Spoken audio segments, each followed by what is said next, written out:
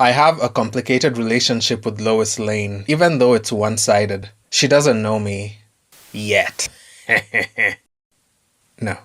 But while her characterization varies in some ways across media and writers, her one consistent trait is that she's always a go-getter. There is one version of Lois who I simply cannot stand, and I will get to her, but I have thoughts on why the character is the way she is in general. I think she's a good foil to Superman because their characters are in the sharpest of contrast. In literature, a foil is basically a character who is used to better highlight mostly opposing qualities of a protagonist. Superman is calm, relaxed, reserved, friendly, some would even say boring, and Lois is highly energetic, abrasive, forthright, and basically a lot that Clark or Superman is not. In contrast, she can occasionally make him look like a doormat, but that also makes her appear pushy and unpleasant sometimes. That said, I do feel like the amount of power that Superman has necessitated the writers to give him a strong-willed companion to make up for what she lacks in physical strength, like, say, a Wonder Woman, for example.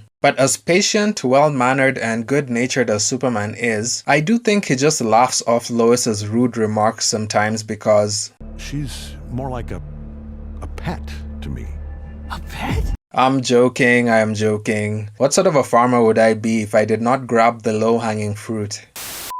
No, I'm not really a farmer. I was just going for a clever Kent farm reference. But when you think about it from a long-term perspective, Superman will only have a finite number of years of happiness with Lois until he eventually says goodbye to her and rebounds with Wonder Woman, because Lois is not about that immortal superhero life. I've taken light shots at her in the past and had to remove some of the videos due to copyright issues, but the thing that brought me back to this topic was the show My Adventures with Superman. I always advocate for fun, optimistic shows like this, but something about it felt like it was targeted at a different generation than mine, and after watching it recently, I can confirm that it just wasn't for me. I got a very young audience CW show vibe from it, and was not a big fan of the dynamic of this friend group, with Black Jimmy being an annoying third wheel, the same way Smallville did to Chloe sometimes. Ah, Allison Mack, every teenage boy's crush, before she joined a cult and started branding people like Batman.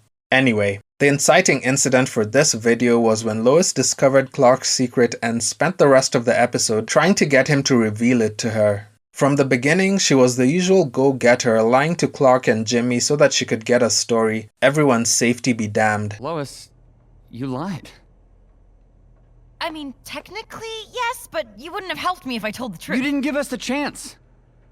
Because this was too important. The people of Metropolis need to know what's happening in their city, and— This isn't about the city, Lois. It's about you. I trusted you, and you used me, and Jimmy, just so you could get your story. But I'm not even really on that right now. I'll just say that she was young, full of energy, and excited to get a career going. Most of us have been there. What really bothered me was her entitlement around Clark's secret identity. Like, imagine starting an internship somewhere and one of your colleagues who you have a fling with decides that she's entitled to knowing your biggest personal secret. That's reductive, I know.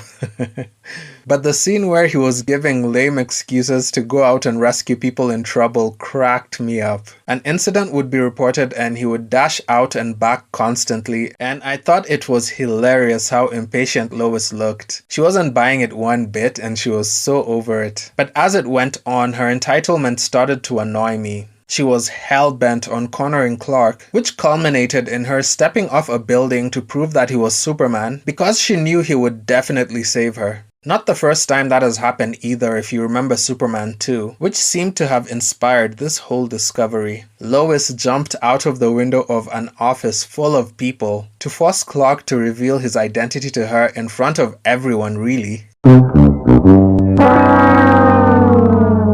But Clark was so wrong for that one.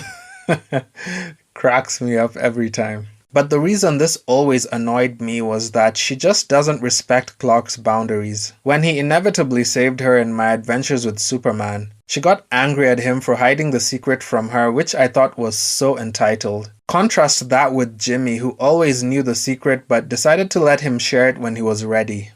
I didn't say anything because it seemed like a sensitive subject. So I thought that if I waited, you would tell me when you were ready. You've known this whole time? Why didn't you tell me?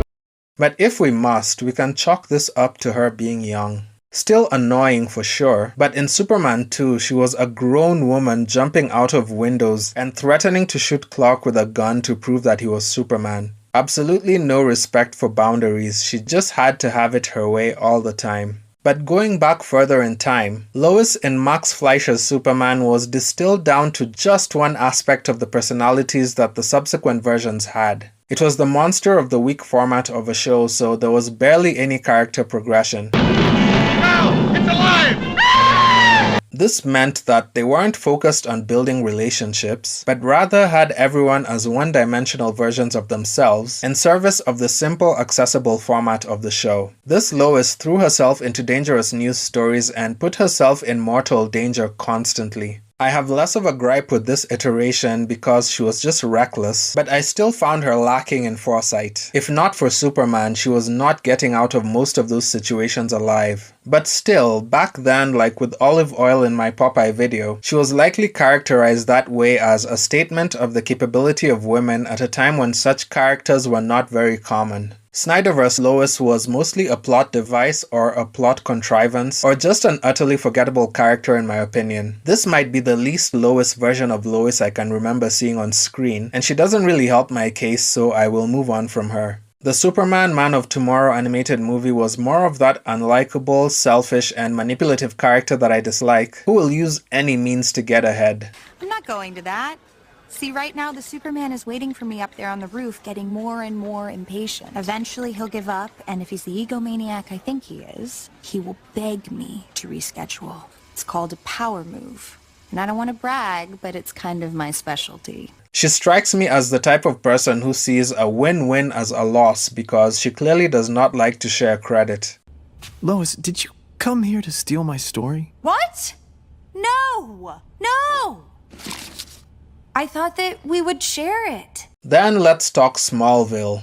This is an interesting one for me because I was much younger when this show was running. I simply could not understand the appeal of this character at all. No way this is the same Lois that I know from comic books and cartoons. But then I grew up and I was like, okay, hold on.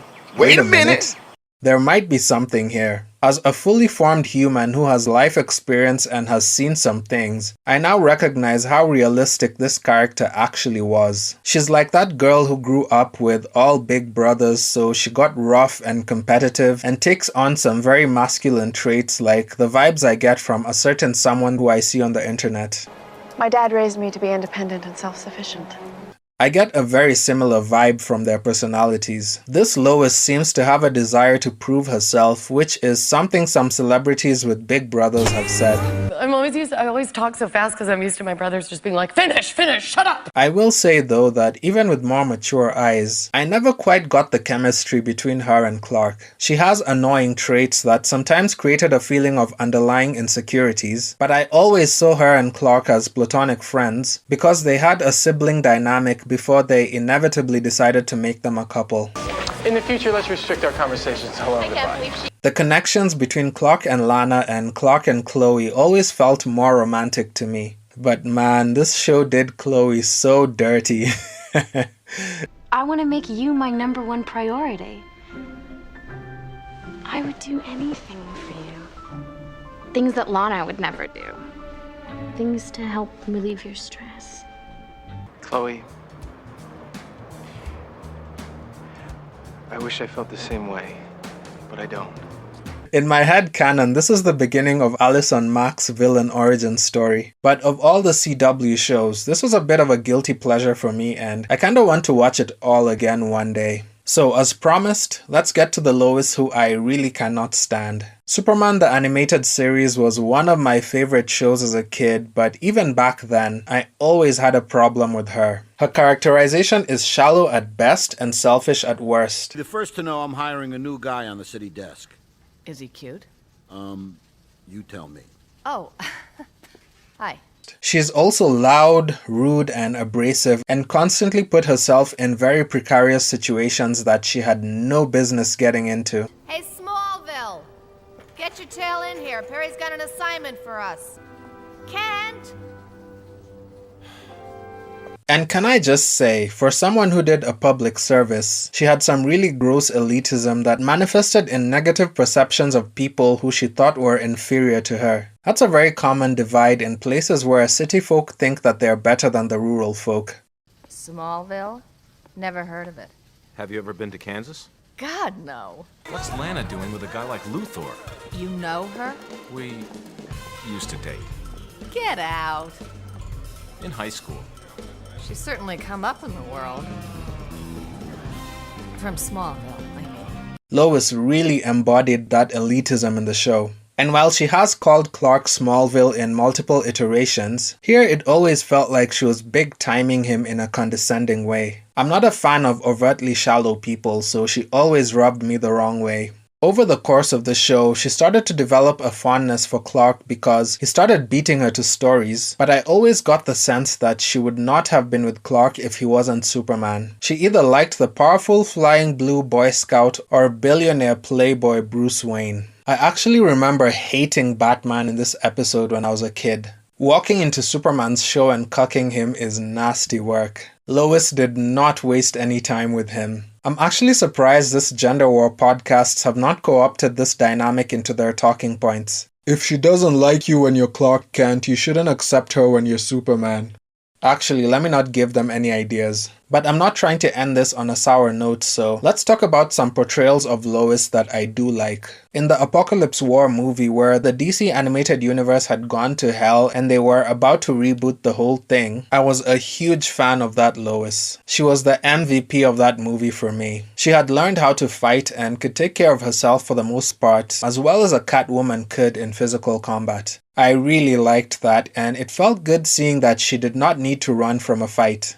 But my absolute favorite Lois would have to be in Battle of the Super Sons that a lot of people did not watch for some reason. That was such a balanced portrayal of the character who still very much values the power of journalism, but she is now sweet, nurturing, capable, and clumsy, and an endearing mother who is helping to raise her son who also happens to be Superman's legacy. I found her a really great partner for this Superman. I don't know if this version of Lois will be topped for me ever, but for the moment, she is the best of the best. So, I've covered some of the more widely known portrayals of Lois, but there are so many others that I skipped. I will say though, the way I approach my videos is to provoke conversations. If you're a fan of Lois, I promise I wasn't trying to piss you off. I think even for the versions I cannot stand, everyone would want a reporter like her fighting against their corrupt government and politicians. A reporter who is fearless, relentless, and extremely focused on getting the story out to the public. She is very important to the people of Metropolis, and I think that's a great thing, even though she kinda would suck as a colleague or a girlfriend, am I right?